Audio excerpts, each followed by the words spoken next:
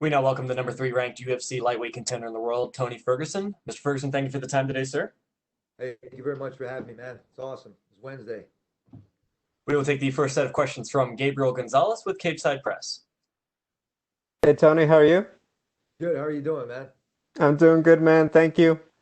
Tony, I once asked you what moments from your career made you stronger, and you told me it was your loss to Michael Johnson. Is it the same feeling getting back to action after the loss to Justin? Say that question one more time. I once asked you what moment from your career made you stronger. You said it was your loss to Michael Johnson. Is it the same feeling now coming back after the fight with Justin? No, getting visits from the randomest people saying you better do your shit. Like from companies and stuff like that. Like, you know what I mean? When you overspoke your boundaries and shit like that, and then people would come up to you and then make it known that they're there. When that happened, I won't drop names. I took advantage of everything, and I basically said that for the last 8 years, I just paid attention and just kept my mouth shut and just let everybody just go on their way. Just kind of judge me and just paint me in the picture the way that they did. From Top Golf all the way through on different things, from threats to my family, self, never stopped me. An integral kind of way that I approach everything. I don't give two fucks. It got to the point where my effort and my consistency with my company, I've shown from the way I bleed to the way I go out and represent myself and how I come. I've made so much noise that even the president's paying. I've gotten targeted from people, paradigm all the way through to everything, and I've gotten word from people that have supported others and saying, like, yes, you were targeted. Nobody spoke up. You know what that does to a guy? Got a whole bunch of bullshit that my life has made me who I am today. Where I am in my life right now, it's gotten to the point where I feel completely naked. I've opened my doors, I've opened my windows, and I've allowed myself to be open to the world. That way people can see. Everybody's going to paint me in that picture of how they always wanted to do it. But for those 8 years, I was a facade. I was to see who was really connected. For the people that have my back to see overview. This is where we're at today. I have UFC 256. I'm the co-main event. Nobody spoke up for me to get a title fight with 12-fight win streak. Years in the making. What did I do wrong? What did I do wrong? Step on somebody's toes? Did I speak up for myself? I was so bad, right? This is funny to me. This is funny to my family. I come from a background too where humility is instilled into me. Grew up around my pops, around people with autism, Down syndrome, and guys that thought they were fucking 12 years old that were really. Grew up around that. I've always situated myself around people that were always in or hurting. I don't know why I do it, but it happens naturally. All the hoopla and the media and everything, and all of never have I said it once. The media wants to run with stupid shit and they want to say, but you know what? I'm represent my country. Doesn't even have a name. I felt the same lot. Fucking motley crew, but make it work. Done is I've earned my way to victory now. John Shelby saying, the person that comes through your academy and that works and trains with you can fit. Give him a shot in the UFC. Thick and thin through everything I've ever been with my company. Something to show about. Especially during COVID times when people stayed. It happened with And man, stuff and the love that I have for the sport and the passion that I have for buddy. Expect you to. I'm not. Well, there's still left, still juice left. Coming this weekend, UFC 256. You guys are gonna see not a new me, metaphors and similes. Go out there and just represent. Gotten rid of all the toxicity, bit of energy to bestow it on me. Integrity and God, my witness. We'll go out there and I'll.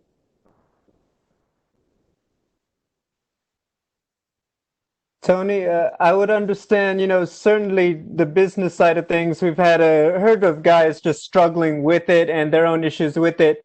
I would like to say, though, when you were added to this card on short notice, a lot of people got excited about it. They got excited to see you, and you bring in the people because they're ready to see El Kukui.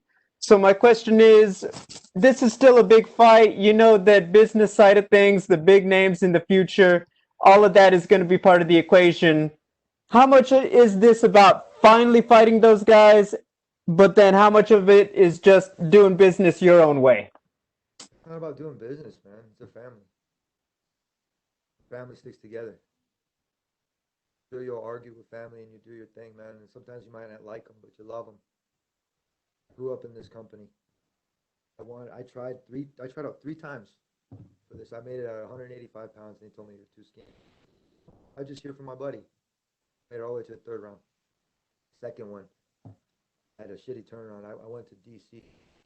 I used my fight winnings, right, to try out for the 155-pound division. Used all my money, and the plane left without me. We got there too late, so I drove from DC to Charleston with no battery in my phone when people pointed me in the fucking direction. I rented a car I barely had any money for. I get there around like 6 o'clock, 6:30 in the morning. Tryouts are at 7:30. The shittiest turnaround. The guy said, he's like, you know what? Hey, if you get tapped, just keep on rolling, blah, blah, blah. Put it in my head, planted a fucking seed. Went out there and I looked like shit. Went to the bar and I fucking started drinking. Shittiest fucking moment, man. So all my felt like it. I was like, why am I doing this? I go for the third tryout, right? I was like, you know what? I would break my hand. No insurance. Nobody understands how fucking tough it is to make it in this industry. That third time that I tried out, I said to myself, and Chuck Liddell was one of my guys, one of my Troy Brown, one of my guys that really heart managed me, Mark Parra over at House of Champions. They basically told me, and they said, you know what, Tony? They reassured me that I could do it. I went out there and I took it like it was a job, like how I am right now, being by you guys. Did a 1-page, put all my accolades on it, and I didn't make it so it was always. And I did copies of my all-state papers, my all-American papers, and my papers, and my certificates of merit, over like just whatever it was. I could put it in there and be like, here. And then Troy ended up making me a DVD, put some song on it, and it was Eminem. It was I'm Not Afraid. Be not afraid. Went out there and I did that, and I told him, you have to take me. This is everything that I have worked for. Have to take me. I put it on the fucking table after I went through the trials. The first round I went flying colors. The second round I did it too. As soon as I started hitting the pads, everybody went the same way that happens when I earned this shit. I went out there and I tried it, and the producer was cool. Fucking, I just remember from that point on that my life changed. I got to that third session when they said this is the last part through your interview process. If you make it through this, I'm walking around. I'm pacing in a room like this that we're in, and I'm walking back and forth. And I can't believe that I'm in here. That I made it this far. And I have this pamphlet with me, thing that I put my deck together, that I put together. That the UFC didn't have to do it because a company wants a full, complete package. They don't want something that's half-assed. That point in that time, I fucking put my stuff down, that DVD, and I said, you have to take me. Fucking went through the paper with them, and I put accolade after point, reference after reference. my references go far beyond what you. Dang, even Gable is one of the guys that is one of my men I work with. I'm getting grandfathered in within the wrestling community. At wrestling match and Adam Dummy, all these different things. It's an incredible thing because I've never all the stuff that I went through. What I gave a complete. Everybody always wants things done for them. They're not willing to put in that extra work. When I saw the opportunity arise from the pandemic to make weight when nobody was making weight at ESPN and nothing was going on in sports, I took it upon myself to make that weight because there was nothing going on. I thought, you know what? For one instance, people could fucking actually pay attention and look at something. I jock my style. For the one time in my life, nobody could have ever fucking copied me. I'm thankful I did it. Up from 181 pounds to championship weight. I on purposely ate on that Sunday night. Ate chips and chips and chips and got myself to 181. I cut all the way to 150 for days without it. Barely making it. Almost seeing God and almost fucking dying. You guys have no idea. Nobody would have ever known. Nobody would have ever known, except for the people that were around me.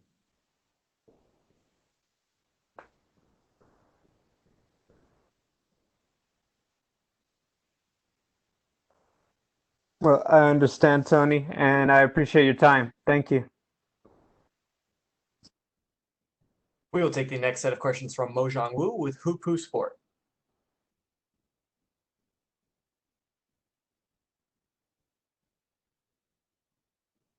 Mojang, please go ahead. Okay, we will move on. We will take our next set of questions from Danny Segura. Hey Tony, we heard that previously the UFC was trying to book you with Michael Chandler, and Chandler seemed to be interested in the fight. You didn't want to fight him. You accepted the fight with Oliveira, though. Can you? Whoa, motherfucker! Check this out. Mm-hmm. UFC said that Chandler had a fight, and then Chandler said that he didn't have a fight. Somewhere along the line, somebody was fucking lying. I'm sitting here telling you, get your fucking facts straight. That's why I'm asking. No, that's why you're not asking. You're asking the wrong question. You're asking other people. Oliveira is the only game opponent that wanted to fight. Doesn't want to fight. Poirier doesn't want to fight. McNuggets ran and Tiramisu's gone. You got these assholes that were gonna fucking like put this guy's over top of me and then want to move me back down to number 5. It happened before. I hate to say it, but matchmaking is like a logarithm. Found it, called it. Been with the company for 10 years. Yeah. And prior to the Gaethje defeat, obviously you were in a historic run, one of the best runs we've seen at lightweight. Do you think a win here over Oliveira puts you immediately back in title contention and maybe you're up next? And that title's a wet dream. Like that Farmers Insurance commercial. Oh, you almost got it. Keep it going. We're just going to keep dangling in front of you. We're going to keep trailing along. I don't know what the problem is. I don't know if it's because I'm Mexican. I'm American with Mexican parts. 12-fight win streak. 8 years in the making before women's sports were even in. Honor was on welfare. Henry Cejudo in the fucking again. All these different things, and I still didn't earn a title shot. But I'm still sitting here saying fuck the free world. Just like Eminem, right? Most naked I've ever been my whole entire life. Still here, man, and I'm still waiting. I got the belt in my room. Go after another belt, but how much greed is that? I got an Ultimate Fighter trophy. I got a Fighter's Award only trophy. I got a UFC belt. I got medals, and I'm Lord of the Rings with all my championship rings. How much greed can you want? Like, you want to be like Khabib and hold on to it? You're just being an asshole. To me.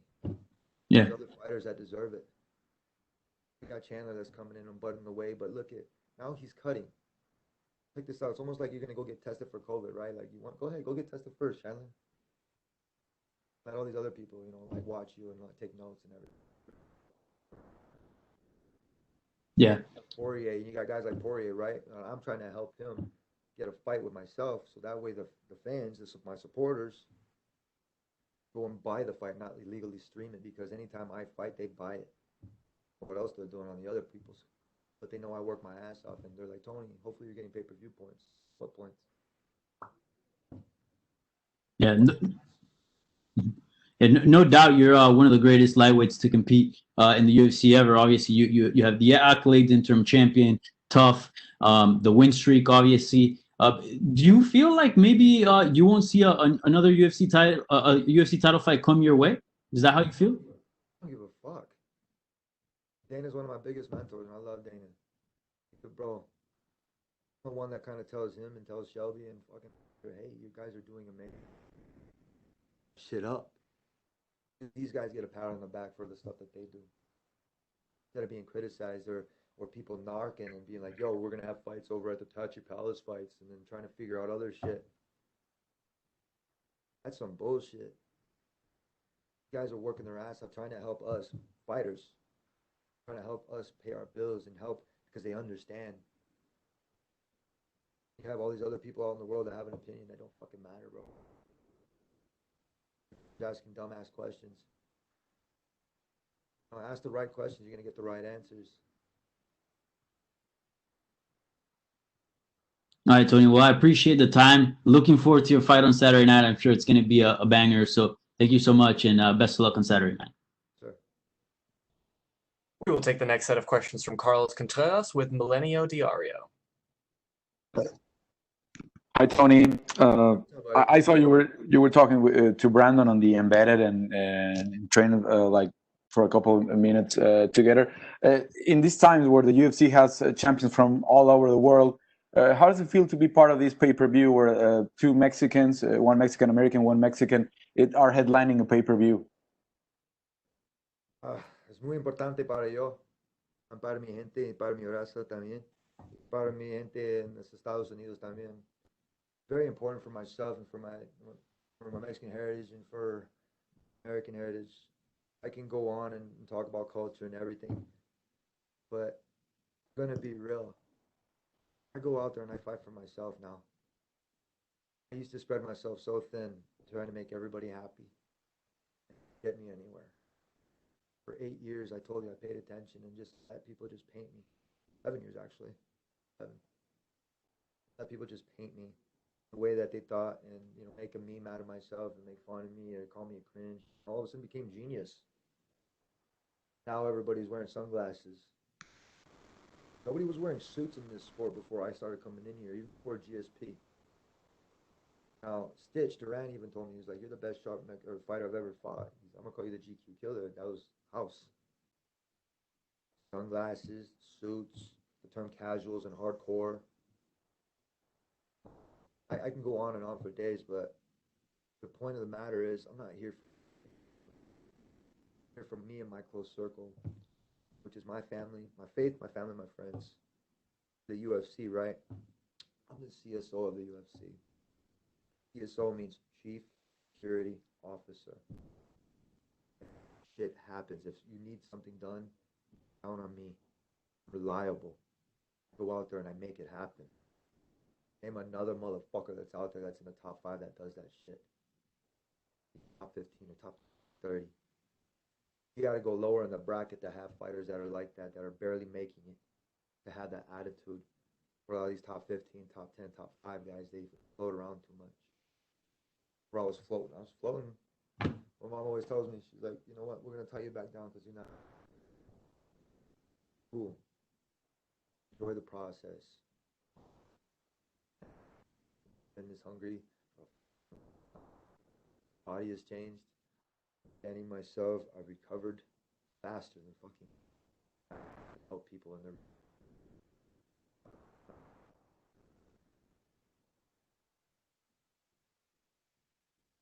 What you said about your close circle is the ones are that living the struggle with you of these training camps and cutting weight and everything. But at the end, I think everyone's gonna look at Tony Ferguson like really close to these Mexican American champions like Henry Cejudo, like Tito Ortiz, like Cain Velasquez. Where would you rank yourself at this point among these Mexican American champions that the UFC already had? I'm not on their level. I'm not on anybody's level. Or try to compare myself to anybody that's like me. Or that's the same color. Say I'm better than them. Because I come from a certain area where somebody's on the ground, you pick them up and you dust them off and you send them on their way. Tell them it's going to be okay for another day. Hope. Because without that, what the fuck do we have? Bro, I am Mexican. I'm American. More along the line, it got stupid because family wasn't from Mexico. I wasn't accepted. Then I wasn't accepted as American. What the fuck is that? You gonna tell me I'm in limbo here? Nah, bitches. Everybody else is in limbo. And unplugged from the matrix. Everybody else is in limbo.